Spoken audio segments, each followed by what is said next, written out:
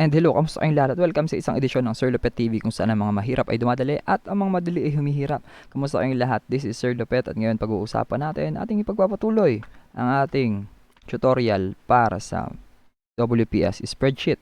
Okay, yung again sa mga bago lang po dito sa ating channel, inaanyahan ko kayo mag-subscribe. Libre lang naman po yan, malaking tulong po yan para sa ating lahat. Syempre, para mas maraming tao pang makakapanood ng ating mga tutorials at marami tayong matulungan. Okay, now, so dito, ang pag-uusapan natin ay paano tayo mag-format. So basic lang, gagamitin muna natin yung home tab, no, ng ating spreadsheet. Okay. So ano kaya ang mga nandito sa home tab na to? Okay. So tignan natin kung hanggang saan tayo aabot. Okay. So sa home tab, nandito yung mga basic na ginagamit natin para ma-format itong mga nakalagay dito. Okay. So as a review, meron tayo dito ngayon sa cell natin. Sa C3, nakasulat ay like. Sa C4, nakasulat ay comment. Sa C5, nakalagay ay share. Okay. Now, paano natin ito ifo-format? Mapapansin nyo po, halos yung lahat po ng kanyang column, no, meron siyang uniform column width. Okay. So, pwede natin niyang i-adjust, no. Base po dun sa haba ng word na gusto nating ipakita. Or, yan. Tulad nito. So, kanina, ganito po siya, di ba? So, yung comment, parang hindi kasya. So, lalagyan natin, isog natin dyan. Yan. So, that's the first task. Now, dito sa home, so, nandito yung paste, nandiyan yung cut, yung copy. Alam na po natin paano gagamitin yan. So, ito po, pwede nating i-highlight yan lahat. So, para ma-highlight, drag lang po natin from like, pababa, hanggang share, and then, Control C or copy, and then, pwede nating, kung saan po tayo magkiklik na cell, dyan po mapupunta yan. Ayan, so doon siya napupunta, yung like mismo. So kung dito ako maglalagay, dito siya mapupunta. Ayan, parang ganyan po. Okay. Now, yung cut, alam naman po natin yung cut, kapag nandito and then ikakat ko siya, Control X. So yung part na yan, malilipat na dito. Ayan. So pwede rin naman po dito sa Microsoft Excel or laging Excel na babanggit ko, no? So sa spreadsheet natin dito, ayan. Well, kahit sa Excel naman po, pwede naman po kasi natin itong gawin. Hintayin nyo lang po, lapit nyo dun sa dulo. Ayan. Kahit saan po dyan, basta lalabas itong marker po na ito. Ayan. And then, i-drag po. Pag din-drag po natin, pwede natin siyang ilipat kung saan natin gusto siya malipat. Ayan. Anytime yan. Okay, pwede mangyari yan. Okay. Next. So, yung kanyang format, ng kanyang mga words, no? Pwede rin naman natin baguhin yung kanyang font style. So, pag-click natin, ayan, may mga available. Ito, Broadway, ayan. So, pwede naman isa-isa lang, no? O, ayan, Calibre Light yung isa, and then, itong isa naman ay, let's say, gamit tayong iba, Cambria. Ayan. So, iba-iba. Next, pwede pa rin yan naka-bold type. Pwede rin hindi, naka-italics, naka-underline, pwede rin naman. Okay, yung font size niya, pwede nating baguhin, pwede rin. Pwede rin yan individually, pwede, ayan.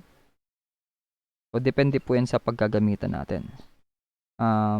Kung gusto niyo naman na baguhin lahat sila, without, hindi naman tayo conscious doon sa kanyang font size, so pwede natin i-click ito, increase font.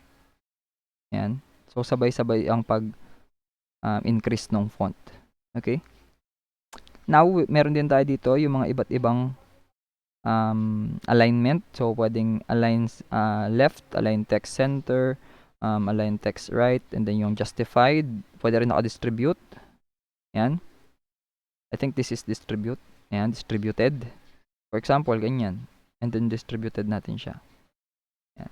So, yung dinidistribute niya po ay yung buong statement, yung sentence dito sa loob ng cell. Okay.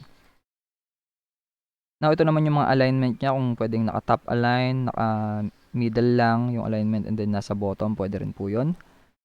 Yan. Now, ito po, kung ano po yung i-highlight natin, meron po yung option dito na pwede natin siyang lagyan ng border. So, all borders. Yan. Pag sinabi pong all borders, may border siya sa left, may border sa right, border sa top, at may border sa bottom. So, if I'm going to highlight this, and then click ko lang yung outside borders, yan. Or, yeah, so, parang ganun lang yung nangyari, no? Since naka-highlight kasi sila lahat. So, i-left border lang. So, makikita natin yan kapag ni-remove muna natin. No borders, yan. And then, lagyan lang natin yung outside borders. O, diba? So, yung nalagyan lang ay yung buo, no? Yan. So, para maging clear, remove natin yung border muna. And then, highlight ulit natin. And then, click natin yung left border. Yan. So, yung nasa left lang yung merong border. Yan. Ganun na rin po sa iba. Okay, so with regards naman sa mga kulay, so pwede naman natin baguhin dito yan. Pwede yan, magiging red na sila lahat yan. So, yung kulay po na yon ay yung mismong background color lang po ng cell, no? I think this is cell color. Yung fill color ng cell. Okay. So, pwede yan green. Ganyan. So, yung individual color naman po, itong katabi, no? Text color po yan. Mga basic na po yan. Now, meron tayo dito, parang ano to, yung pang-erase ng format, no? Yan. So, tawag sa kanya ay clear, no? So, clear, pwede natin i-clear yung like. I mean, yung all. Pag sinabing all, mare-remove yung format, mare-remove din po yung contents. So, kapag contents lang yung ni-remove natin, nawala yung content, pero pag nag-type tayo, still, nandun pa rin yung format. Yun po yun. So, at the same time, kung yung tutuloy natin to, yung ginawa natin, yung format lang yung i-remove natin, ito yung default niya. I think this is calibre 11, no? Yan. Now, kung gusto natin i-remove lahat, all. Ayan. So, huwag niyo pong kakalimutan yon. Pwede nating i-remove yung kanyang content lang, pero yung format nandun pa rin. Pwede naman po yung format lang yung tatanggalin, pero yung content nandun pa rin. And pwede rin pareho nating tatanggalin. Okay. So, yung merge and center naman po, ganito naman po siya nagwo-work. Ang gagawin natin, highlight natin ito lahat. And then, click natin yung merge and center. Pwedeng ito. So, yung first one, yun po yung nangyari. So, yung like lang mismo, yung natira. So, isa pang paraan sa merge and center, pwede naman itong merge content. Yan, magkakasama na sila. Kaso nga lang, yung format ay naka-base dun sa pinakaunang cell. Pwede rin naman yung merge cells. Parang pareho lang din ng isa. Merge same cells. So, wala namang same kasi doon. So, merge content. Yan. And then, marami pa sa merge settings. Okay. So, yung wrap text, paano natin nagagamit yung wrap text? Okay. So, let's try na ilagay ito sa gilid. Okay. So, yung nangyayari po sa wrap text is, for example, isusulat ko madaming beses tong comment, no? Yan. So, napansin nyo, masyado nang mahaba. If I'm going to click wrap text, yan po, di ba? So, nakita po na agad yung output. So, kapag sinabing wrap text, ilalagay niya po yung content ng isang cell kahit na mag-adjust pa yung row height. Kahit mag-adjust yung row height, okay lang po yun. Now, pag niremove mo yung wrap text, ano po mangyayari? So, tutuloy-tuloy niya po yun isulat. Now, ang kaibahan po dito is if I'm going to copy this share dito sa isa, paste. Yan. So, napapansin nyo po, natakpan, no? Natakpan yung part na meron nito. So, again, kung aalisin ko to, yun. So, magtutuloy siya. Yan. So, that's how we explain, no? Yung difference kapag merong wrap text at kapag walang wrap text. And kapag napatungan po yung text na hindi natin ginamitan ng wrap text. Okay?